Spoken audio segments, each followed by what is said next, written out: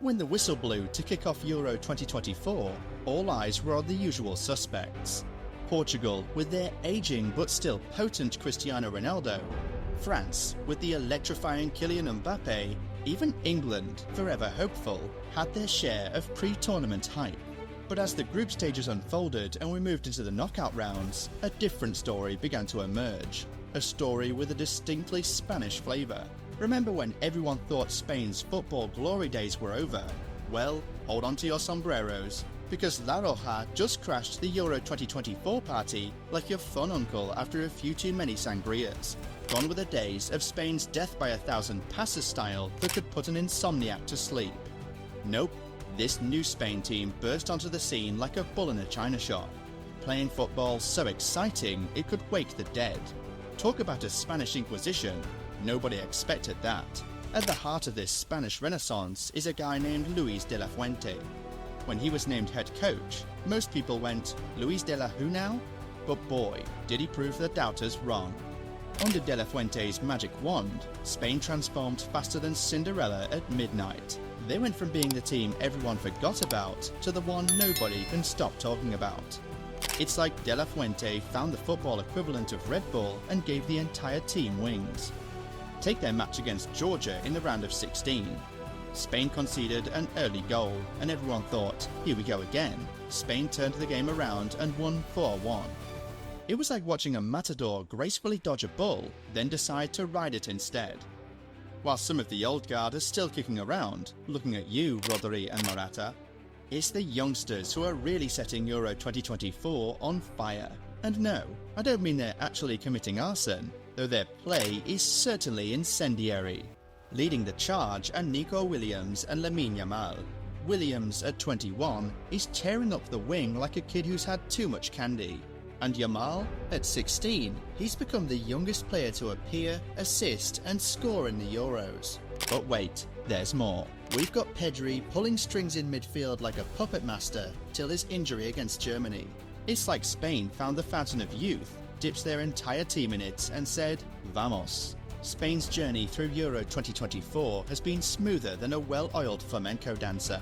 They've been winning games with the ease of a siesta on a Sunday afternoon. Let's break it down.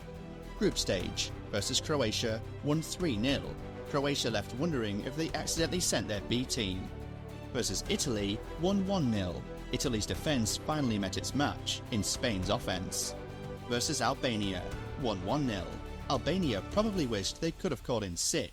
Round of 16 versus Georgia won 4-1. Georgia's dreams of an upset lasted about as long as a snowball in Seville. The results tell a story of dominance, but they don't tell the whole story. Against Croatia, Spain put on a masterclass. They controlled the game from start to finish, with goals from Alvaro Morata, Fabian Ruiz and Dani Carvajal.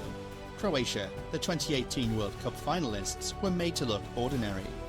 Man, that Italy game was something else. Everyone knew it'd be tough. I mean, Spain and Italy always bring the drama, right? But Spain, they nailed it. Sure, the scoreboard only showed 1-0, but if you caught the match, you'd know Spain had it in the bag from the get-go. Italy barely got a look in, one measly shot on target. Meanwhile, Spain was creating chances left and right. Then there was that Albania game. De La Fuente switched things up. 1-0 might not sound like much, but hey, a win's a win. Plus, it showed that even Spain's B team can get the job done. Depth for days, I'm telling you.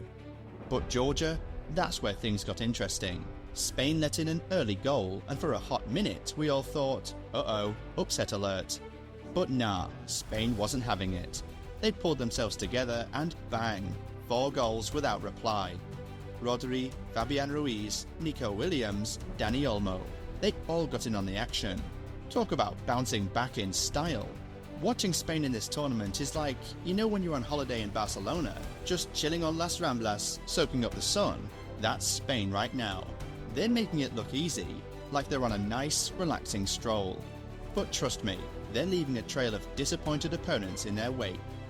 Remember when Spain was all about tiki-taka? Pass, pass, pass, yawn, pass, pass, goal maybe. Well, those days are gone, my friends. Spain's new style is like they've traded in their trusty old Seat for a flashy Ferrari. Under De La Fuente, Spain's gone from death by 1,000 passes to death by 1,000 cuts.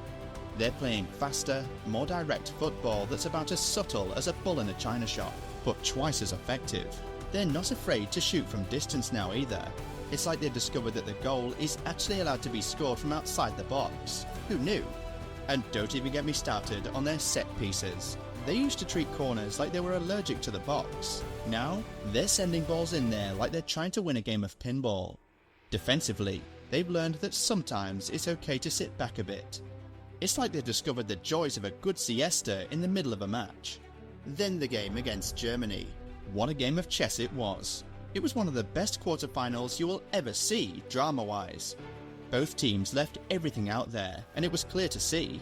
Spain set the tone from the start, and why wouldn't they? Spain were the best team in the tournament coming into the quarterfinals round.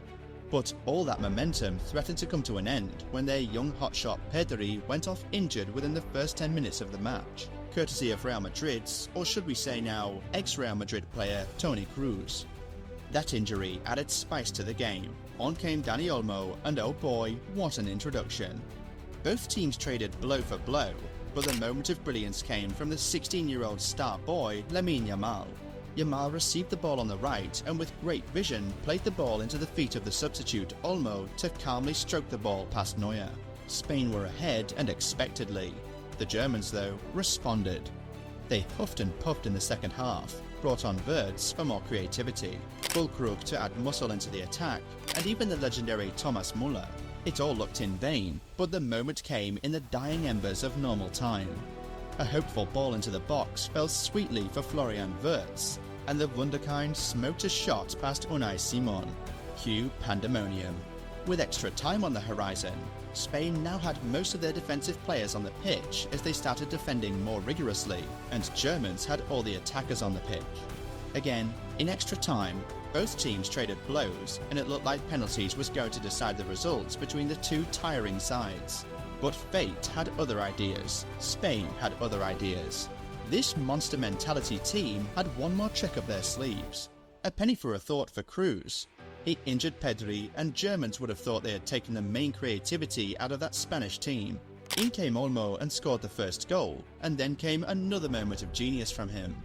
Deep into extra time, with the ball at his feet, Olmo swung in an inch-perfect cross, and Mikel Merino, out of all people, leapt and headed in one of the most aesthetically pleasing headers ever to give Spain the lead, and this time Spain held on. This was it. Spain progressed to the semis to face the French. Germany were out. It was a killer versus killer semi-final as Spain faced France in a battle of heavyweights. Weirdly, despite France being a more dominant team for the last 7 years, Spain came into the game as favourites, and why not? They had won every single game of the tournament, and France laboured their way through to the semis.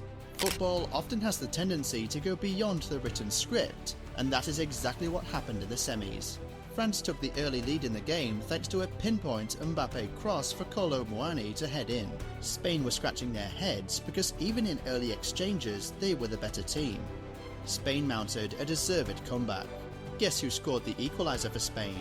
It was the wunderkind Lamine Yamal, and that too an absolute banger.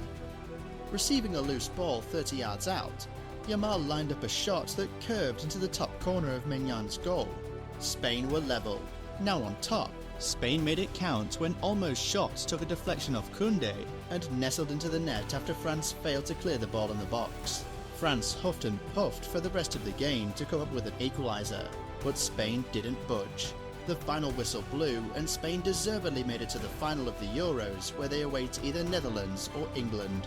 And there you have it, folks. Spain's Euro 2024 journey has been more exciting than a bull run in Pamplona.